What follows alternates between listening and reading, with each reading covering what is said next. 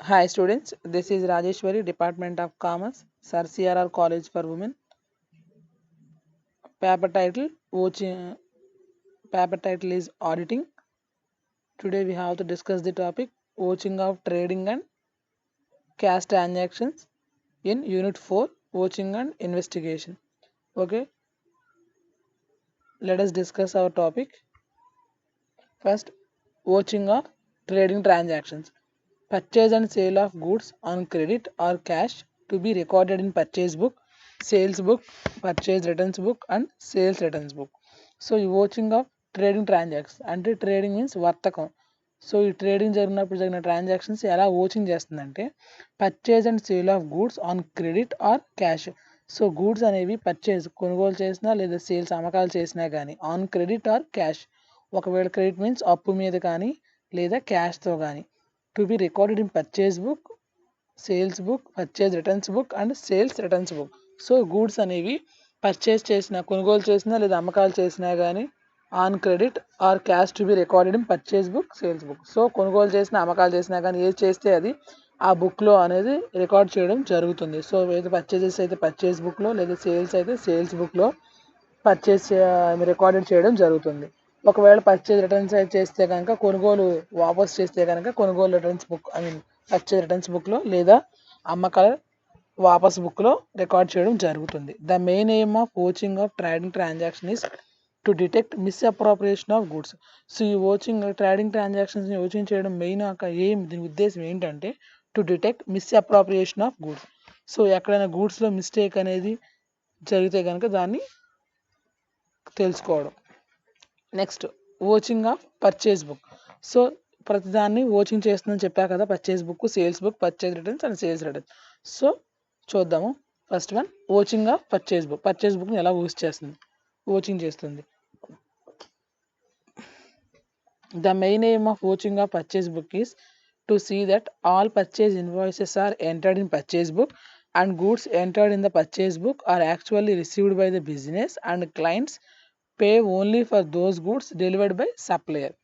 So ఈ purchase book యొక్క main aim ఏంటంటే to see that all purchase invoices. So purchase మనం కొనుగోలు చేసిన తర్వాత ఇన్వాయిసెస్ మీన్స్ మనకు ఒక వోచర్స్ ఇస్తారమ్మా, స్లిప్స్ అనేవి మనం కొన్నదానికి ప్రూఫ్ కింద. సో వాటిని invoices are entered in purchase book. So purchase బుక్లో అవన్నీ ఎంటర్ చేస్తున్నామా లేదో చూస్తుంది. And goods are entered in purchase book are actually received by the business. So business దగ్గర నుంచి అవతల వేరే బిజినెస్ నుంచి మనం రిసీవ్ చేసుకున్న గూడ్స్ ఏవైతే ఉన్నాయో వాటిని పర్చేజ్ బుక్లో ఎంటర్ చేయడం జరుగుతుంది. And clients to pays only for those goods delivered by the supplier. So clients అనేవాళ్ళు కూడా వాళ్ళు ఏ గూడ్స్ అయితే రిసీవ్ చేస్తున్నారో దానికి మాత్రమే అమౌంట్ అనేది చెల్లిస్తున్నారా, పే చేస్తున్నారా లేదా. And delivered by the goods by supplier. So supplier చేత ఆ గూడ్స్ అనేవి డెలివరీ అయినాయా లేదా అనేది కూడా ఈ పర్చేజ్ బుక్లో ఎంటర్ చేయడం అనేది జరుగుతుంది. Next vouching of purchase returns. So కొనుగోలు వాపసులు. మరి ఏదైనా కొన్న తర్వాత దానికి తిరిగి రిటర్న్ చేసేస్తారు కదా, దాన్ని రిటర్న్స్ అంటారు. సో పర్చేజ్ రిటర్న్స్ జరిగినప్పుడు వాచింగ్ అనేది ఎలా ఉంటుంది. Some times purchase goods are return back to the supplier for the various reasons. So various కారణం, ఏదో ఒక కారణం చేత, చాలా రకాల కారణాలు ఉంటాయి. ఒకవేళ గూడ్స్ మనకు నచ్చకపోవడము, లేకపోతే లో క్వాలిటీ అవ్వడం లేదా వేరే రీజన్ ఏదైనా కానీ. సో ఏదో ఒక రీజన్ చేత గూడ్స్ అనేవి సప్లయర్కి మనం పర్చేజ్ చేసిన గూడ్స్ అనేవి రిటర్న్ బ్యాక్. సో తనకి రిటర్న్ చేసేస్తాం. ఇన్ సచ్ కేస్, అలాంటి కేసెస్లో the purchaser sends back the invoices or credit note includes amount which was originally included in the invoices. So అలా మనం పర్చేజ్ రిటర్న్ చేసినప్పుడు పర్చేజర్, ఆ కొన్నవాడు ఎవరైతే ఉన్నారో, సెండ్స్ బ్యాక్ ద అమ్మినవాడు purchaser send back the invoices or credit note. మనం ఒకవేళ అప్పుకుంటే నోట్ మీద ఇస్తారు కదా, క్రెడిట్ నోట్ మీద, ఆ క్రెడిట్ నోట్ కానీ లేదా క్యాష్తో కొని ఉంటే ఇన్వాయిసెస్ కానీ అది కూడా మనకి రిటర్న్ బ్యాక్ అనేది చేయాలి.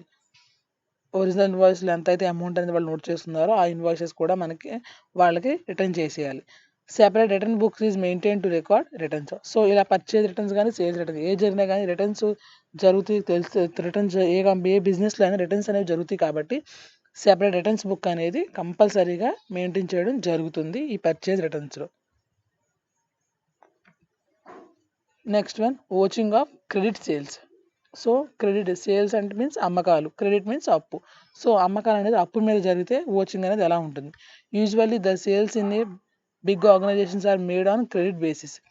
The sales invoices and records credit sales in sales book or sales book. All auditors can do this to depend on sale invoices and internal control system for credit sales. So ఈ credit sale ఎలా ఉంటుందంటే usually sales in big organization పెద్ద పెద్ద organizations means ఎక్కువ turn over ఉన్న కంపెనీస్లో ఎప్పటికప్పుడు cash ఇచ్చి క్యాష్తో ట్రాన్సాక్షన్స్ అనేది అవైలబుల్గా ఉండదు. మ్యాక్సిమం క్రెడిట్ బేసిస్ మీద బిగ్ ఆర్గనైజేషన్ పెద్ద పెద్ద ఆర్గనైజేషన్స్లో క్రెడిట్ బేస్ మీదే ట్రాన్సాక్షన్స్ గూడ్స్ అనేది సప్లై చేయడం జరుగుతుంది. The sales invoices and records credit sales in the sales book.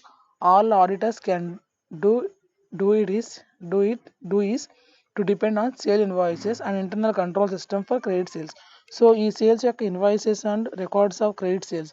So ఒకవేళ సేల్స్ ఇన్వాయిసెస్ క్యాష్ ద్వారా సేల్ చేస్తే సేల్ ఇన్వాయిసెస్, లేదా క్రెడిట్ ద్వారా చేస్తే క్రెడిట్ సేల్స్ కానీ ఈ బుక్లో ఎంటర్ చేయడం జరుగుతుంది. అట్ ది సేమ్ టైం ఆడిటర్స్కి ఇది ఒక హెల్ప్ఫుల్గా ఉంటుంది. ఈ రెండింగ్లో వాళ్ళు కండక్ట్ చేసే ఆడిటింగ్కి ఈ సేల్స్ ఇన్వాయిసెస్ లేదా సేల్స్ క్రెడిట్ అనేది సేల్స్ ఇన్వాయిస్ సేల్స్ క్రెడిట్ అనేది కూడా వాళ్ళు హెల్ప్ అవుతుంది. At the same time internal control system. So ఈ క్రెడిట్ సేల్స్ ద్వారా ఇంటర్నల్ కంట్రోల్ సిస్టమ్ అనేది కూడా మెరుగుపడుతుంది. Next, vouching of sales returns. The sales returns are returns made by customers. So ఈ సేల్స్ రిటర్న్స్ మీన్స్ అమ్మకాల వాపసు, అంటే మనం ఏదైనా అమ్మిన దాన్ని తిరిగి మనకి రిటర్న్ వచ్చేయడం. సో ఈ sales returns are returns made by the customers. So customers చేత ఈ రిటర్న్స్ అనేవి రావడం జరుగుతుంది. On the return of goods by the customer, credit note is issued to the customer. So ఈ గూడ్స్ని రిటర్న్ చేసినప్పుడు on the return of goods by the customer చేత ఎప్పుడైతే మనం గూడ్స్ రిటర్న్ చేసుకుంటామో credit note is issue to the customer. So కస్టమర్కి credit note అనేది మనం ఇష్యూ చేయడం జరుగుతుంది. The credit note should be issued only after obtaining the sanction from the responsible officer.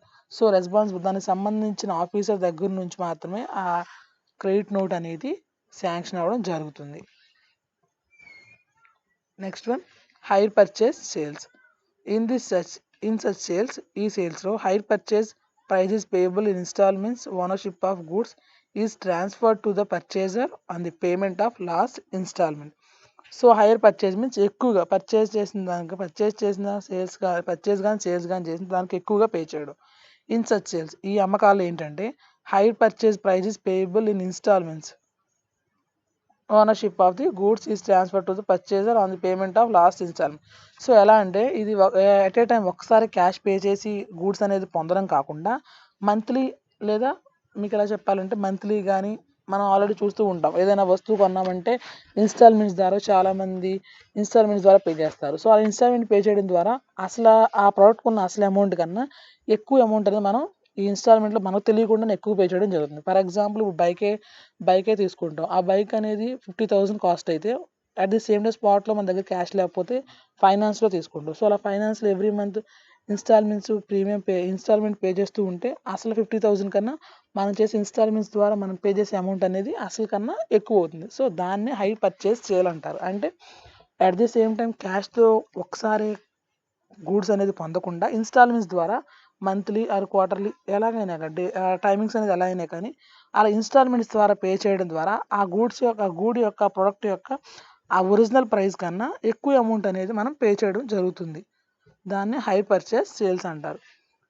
Next, sale of by products. The sale of by products is treated as sale separately if the amount is sufficient. It may also reduce from the cost of production of main product as an alternative treatment. Next one is vouching of journal proper. All those transactions are not covered by cash book. So vouching of journal proper means అన్ని transactions క్యాష్తోనే cover అవ్వవు, ఎందుకంటే అన్ని cash ద్వారానే మనం transactions అనేది చేయలేం. Sales and purchase books and the return books are some are record in journal proper. So కొన్ని బుక్స్ సేల్స్కి సంబంధించినవి కానీ పర్చేస్ సంబంధించినవి కానీ లేదా పర్చేస్ రిటర్న్స్ కానీ లేదా సేల్స్ రిటర్న్స్ కానీ ఈ నాలుగిట్లో సంబంధించిన కొన్ని ట్రాన్సాక్షన్స్ అనేవి మాత్రం డెఫినెట్గా మనం జర్నల్స్లోనే రాస్తాం జరుగుతుంది. జర్నల్ మీన్స్ చిట్టాబద్దుల్లోనే రాయడం జరుగుతుంది. అన్ని ట్రాన్సాక్షన్స్ అనేవి sales book, purchase book, returns బుక్లో రాయడం జరగదు. నెక్స్ట్ వన్, ఇప్పుడు వరకు మనం చూసింది ఏంటంటే వాచింగ్ ఆఫ్ ట్రేడింగ్ ట్రాన్సాక్షన్. వర్తకం జరిగినప్పుడు ట్రాన్సాక్షన్స్కి వాచింగ్ చేస్తే ఎలా ఉంటుందని చూసాం. సో ఇక్కడ ఏంటంటే watching of cash transactions. So నగదుతో చేసే ట్రాన్సాక్షన్స్కి వాచింగ్ అనేది ఎలా ఉంటుందో చూద్దాం. In business cash book is maintain to account for receipts payments of cash. So in business cash book is maintain. So ఇక్కడ వచ్చేసరికి ఏంటంటే ఇక్కడ బిజినెస్లో క్యాష్ బుక్ అనేది మనం మెయింటైన్ చేస్తాం రిసీప్ట్స్ అండ్ పేమెంట్స్ ఫర్ క్యాష్ని రిసీవ్ చేసుకున్నది ఎంత, క్యాష్ పేమెంట్ చేసుకున్నది ఎంత అని తెలుసుకోవడం కోసం ఒక బుక్ అనేది మెయింటైన్ చేయడం జరుగుతుంది. Auditor should see that all receipts and payments are recorded in cash book.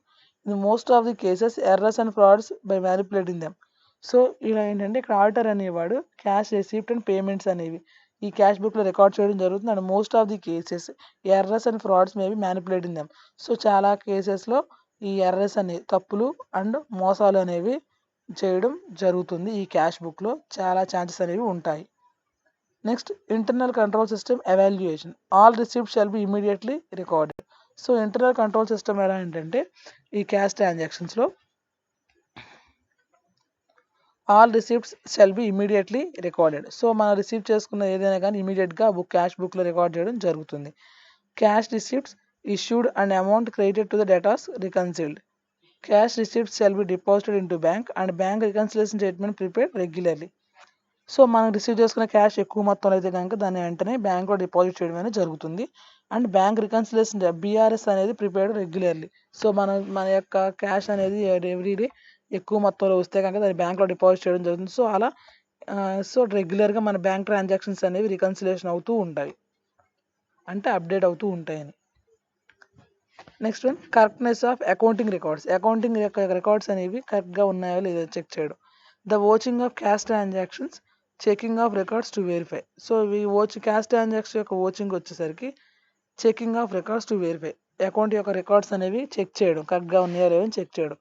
Omission or commission of transaction. So ఏదైనా ట్రాన్సాక్షన్ బిజినెస్ జరిగిన ట్రాన్సాక్షన్స్ ఏదైనా కానీ omission or commission.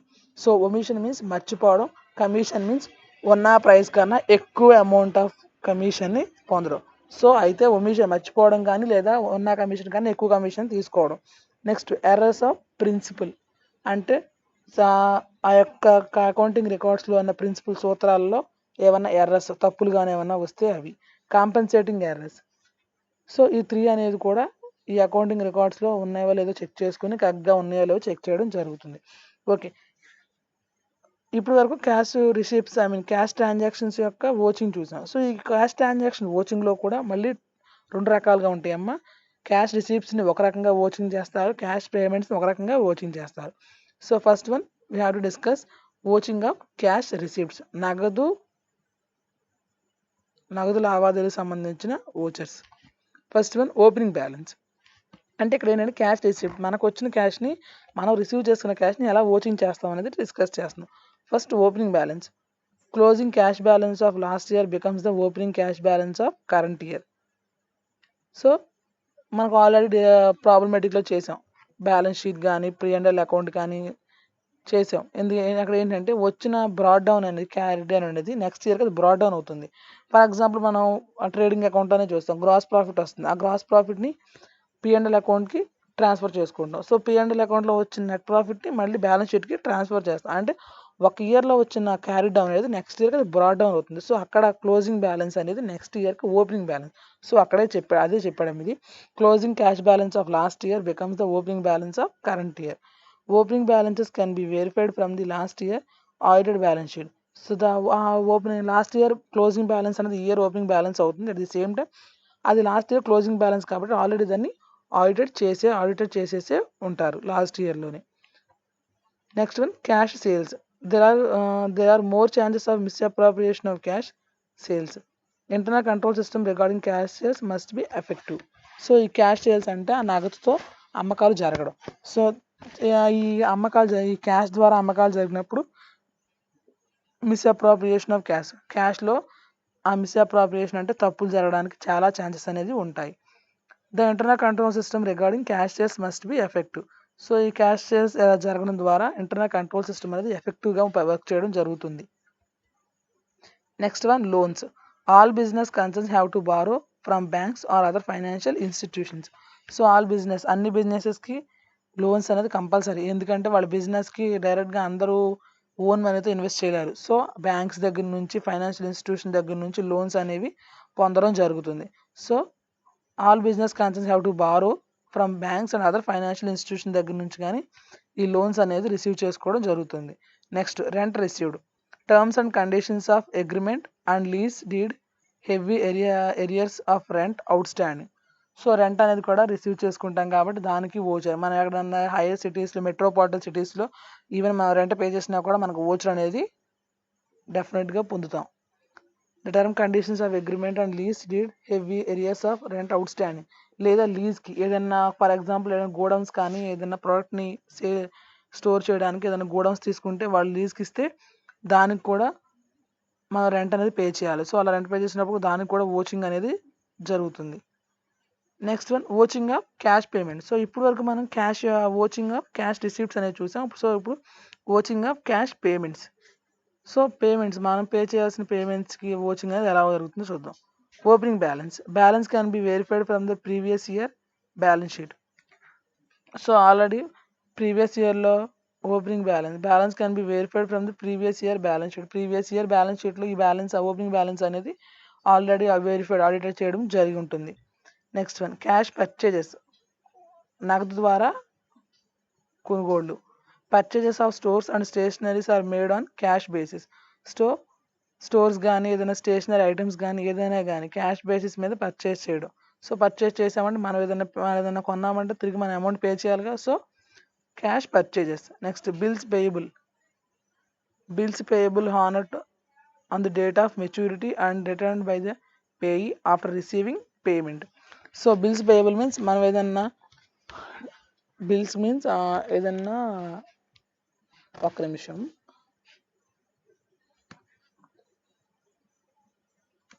Okay, bills payable means ఏదైనా promissory notes కానీ ఏమన్నా మనం తీసుకుంటే ఎవరి దగ్గర అమౌంట్ తీసుకుని ప్రామిసరీ నోట్స్ ఉంటే అవి మనం తిరిగి పే చేయాలి కదా మెచ్యూరిటీ డేట్ అయ్యేలోపు.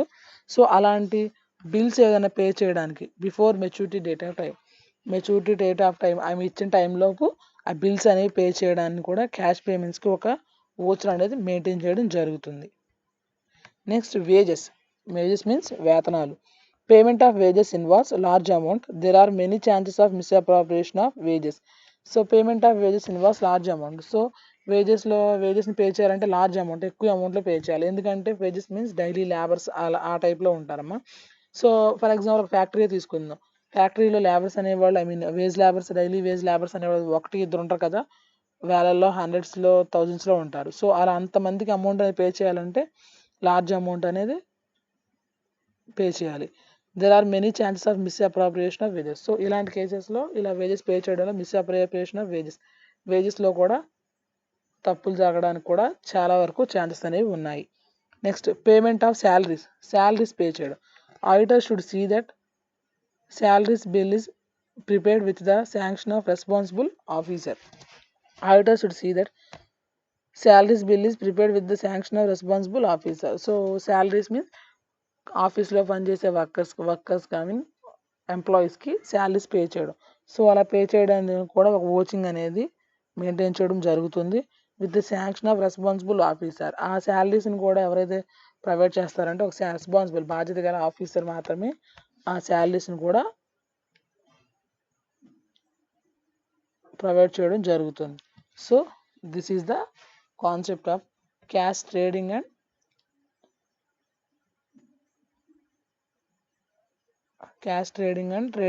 Cash transactions. సో ఇక్కడ ఏంటంటే అమ్మ ఓవరాల్గా క్యాష్ ట్రాన్సాక్షన్స్ కానీ లేదా ట్రేడింగ్ ట్రాన్సాక్షన్స్ కానీ వర్తకపు ట్రాన్సాక్షన్స్ లేదా నగదు ట్రాన్సాక్షన్స్ కానీ ఎలా ఓచింగ్ చేస్తారు అనేది మాత్రమే ఈ టాపిక్ అంతా డిస్కస్ చేసాం మనం. Thank you.